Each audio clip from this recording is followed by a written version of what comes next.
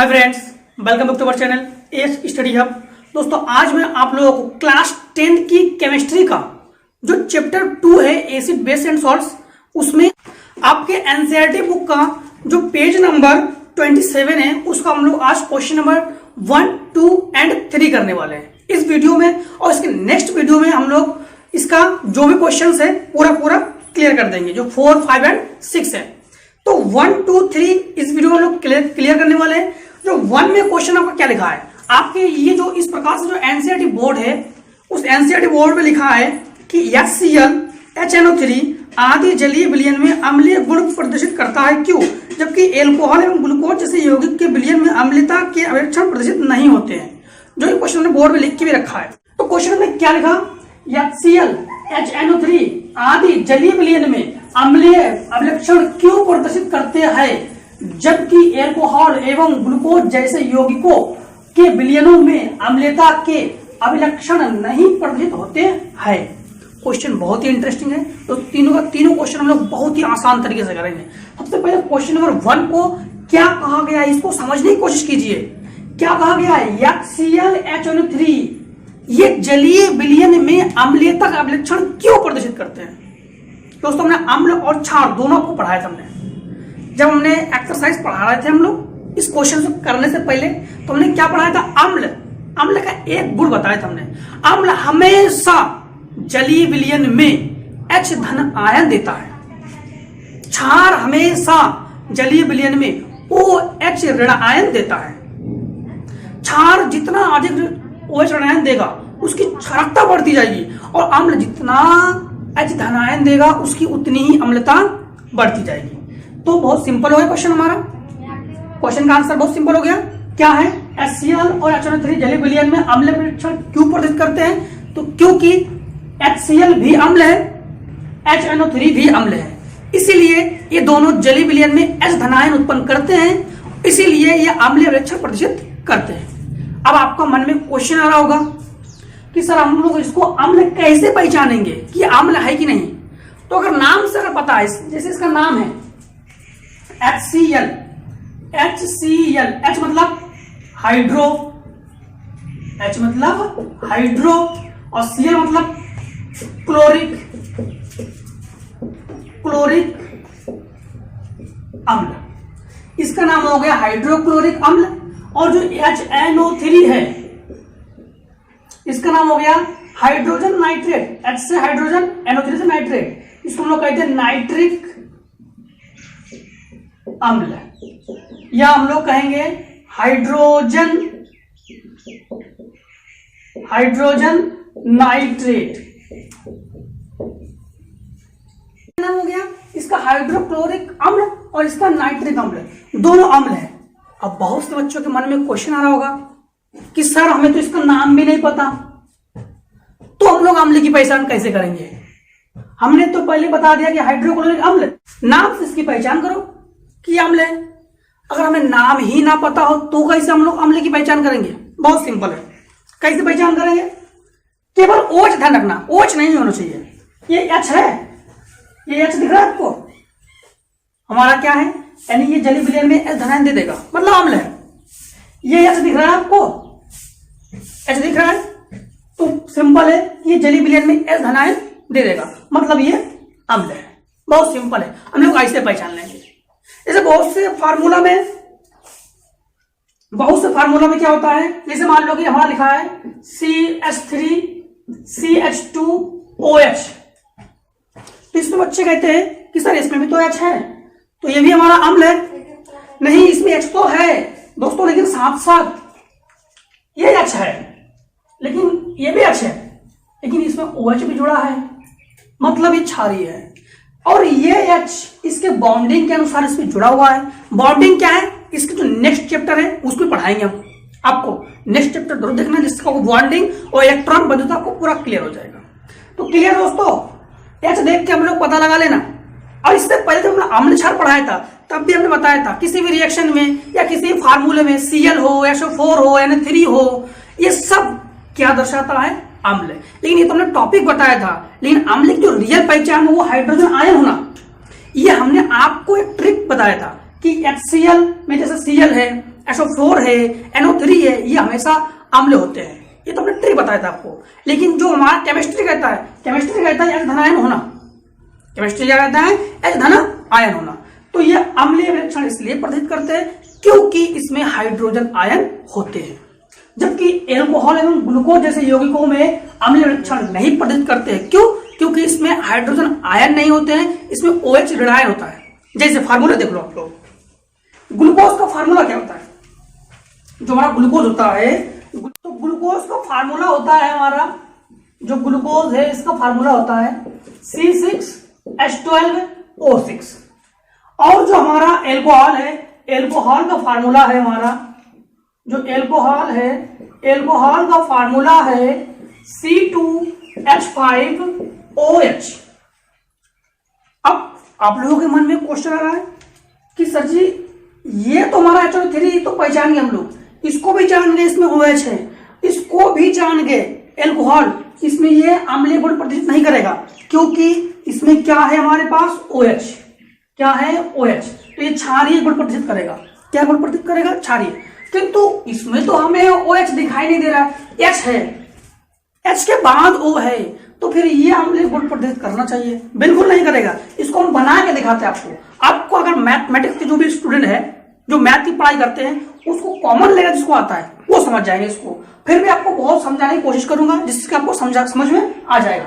देखिए कैसे करते हैं। जैसे इसमें C6H12O6, जब इसमें हम लोग 6 कॉमन लेंगे तो क्या हो जाएगा? तो हो जाएगा CH2O का होल 6। कैसे? C6 H12 है, O6 है, तो इसका गुणा इसमें करेंगे तो हो जाएगा 6 हो जाएगा आपका। इसका 6 दूनी 12, इसका 6 का 6। अब इसको हम लोग किस प्रकार से लिखते हैं इसको समझिए। कैसे लिख सकते हैं हम लोग? इसको ऐसे लिख देंगे CHOH का होल 6। C 6 बार है, H 6 और 6 12 हो गया, O 6 बार। ये क्या है? OH, जो कि इसमें OH मिला होता है, यानी ग्लूकोज में भी OH विलयन होता है। इसलिए ग्लूकोज भी हमारा क्या करता है? क्षारीय विलक्षण दर्शाता है, इसलिए अम्लीय विलक्षण नहीं दर्शाता है। कोई जल्दी नहीं है, कोई ज्यादा कठिन साइंस नहीं है इसमें।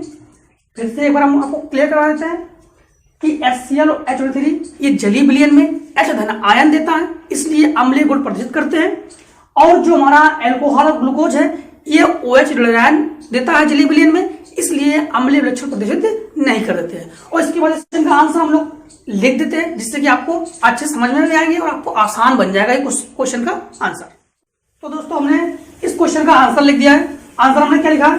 HCl HO3 आदि जलीय विलयन में H धनायन देते हैं तथा अम्लीय गुण प्रदर्शित करते हैं। क्यों? क्योंकि ये H धनायन देते हैं, जबकि एल्कोहल एवं ग्लूकोज अपने जलीय विलयन में H धनायन नहीं देते हैं, इसलिए अम्लता के विलक्षण प्रदर्शित नहीं करते हैं। क्लियर? अब इसका जो नोट है अपने कापी में नोट जरूर बनाइए, अपने कापी में नोट जरूर कीजिए, जिससे कि आपको तैयारी भी अच्छी हो जाती है। क्लियर दोस्तों? इसके बाद हम लोग क्वेश्चन नंबर नेक्स्ट करते हैं। अब देखिए क्वेश्चन नंबर अगला इसका, अम्ल का जलीय विलयन विद्युत का चालन क्यों करता है? और दूसरा क्वेश्चन दिया इसका, शुष्क हाइड्रोक्लोरिक गैस शुष्क लिटमस पेपर का रंग क्यों नहीं बदलती है? तो क्वेश्चन फर्स्ट से आपको क्लियर हो गया और ये भी उस तरह ही है। तो अम्ल का जलीय विलयन क्यों विद्युत का चालन करता है? तो अम्ल का जलीय विलयन हमने कहा था, अम्ल जल में घुलकर क्या देता है? H धन आयन। जो H आयन देगा वो हमारा क्या कहलाएगा? अम्ल। तो अम्ल का जलीय विलयन विद्युत का चालन क्यों करता है? क्योंकि ये जलीय विलयन में H आयन देता है, इसीलिए ये अम्ल जो है वो जल में घुलकर H धन आयन देने के कारण ये विद्युत का चालन करता है। कैसे? जैसे देखिए आप रिएक्शन के तौर पर इसे हमने ले लिया H2SO4। H2SO4 है क्या? तेजाब है हमारा। H2SO4 क्या है? तेजाब। तेजाब देखा होगा। अच्छा, विद्युत का चालन, अगर आप लोग विद्युत नहीं समझ में आ रहा है तो विद्युत क्या है देखा होगा।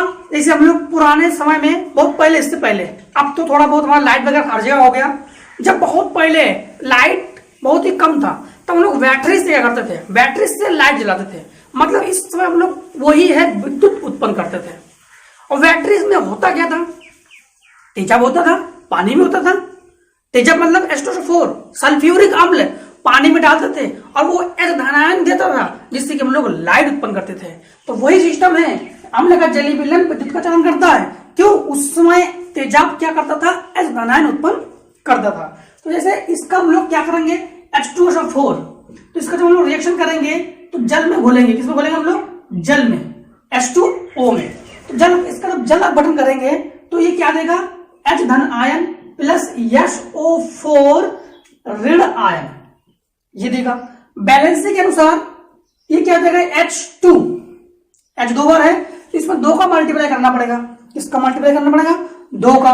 और इसके बाद SO4, इसमें कितना ऋण होगा? 2 ऋण।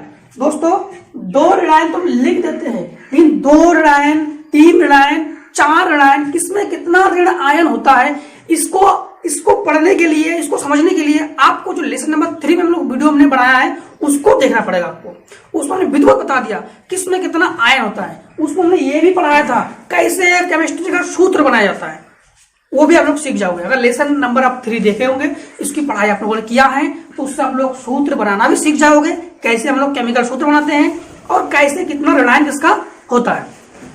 तो क्लियर? तो यहाँ पे हम लोग कितने मल्टीप्लाई में 2 लिखेंगे और इसमें 2 ऋणायन होता है। जैसे हमने HCl ले लिया, क्या ले लिया? HCl। इसका अगर हम लोग जल अपघटन करेंगे तो क्या हो जाएगा? H देगा पॉजिटिव प्लस Cl देगा नेगेटिव। इसमें भी हम लोग देख पा रहे हैं कि ये भी हमारा अम्ल है। कौन सा अम्ल है? हाइड्रोक्लोरिक अम्ल। ये भी हमारा क्या दे रहा है? H धन आयन दे रहा है, इसीलिए इसमें विद्युत का चालन होता है।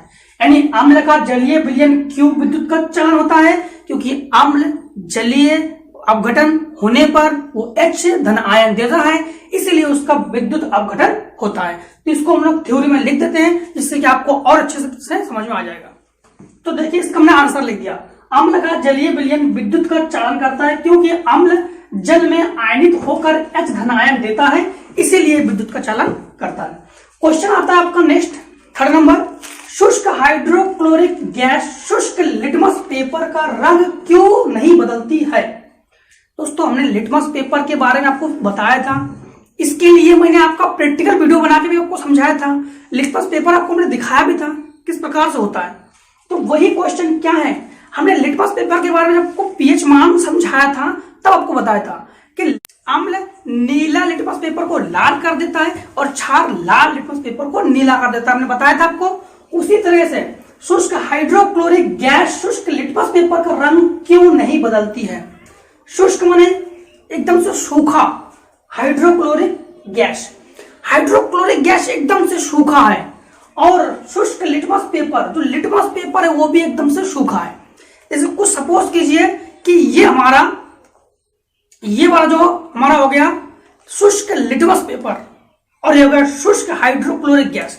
अगर आपस में जितना मिला ले, मिलेगा नहीं। क्यों?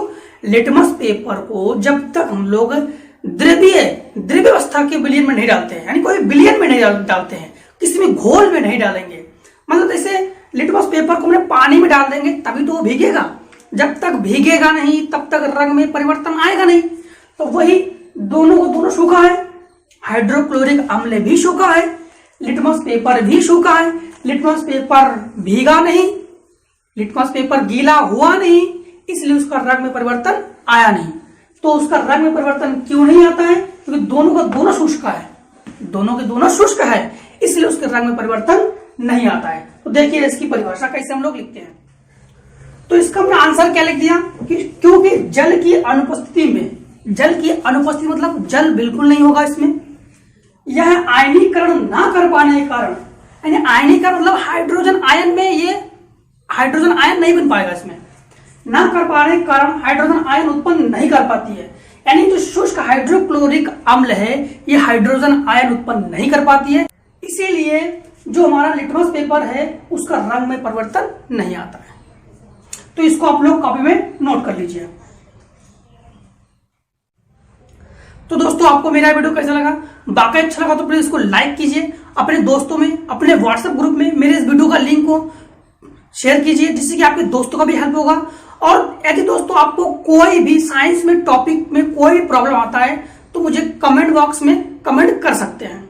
और दोस्तों यदि आप लोग मेरे इस वीडियो में नए हैं तो प्लीज को सब्सक्राइब कीजिए और बेल आइकन को हिट कीजिए, जिससे सभी नोटिफिकेशन सबसे पहले आप तक ही पहुंचेंगे। Thanks for watching.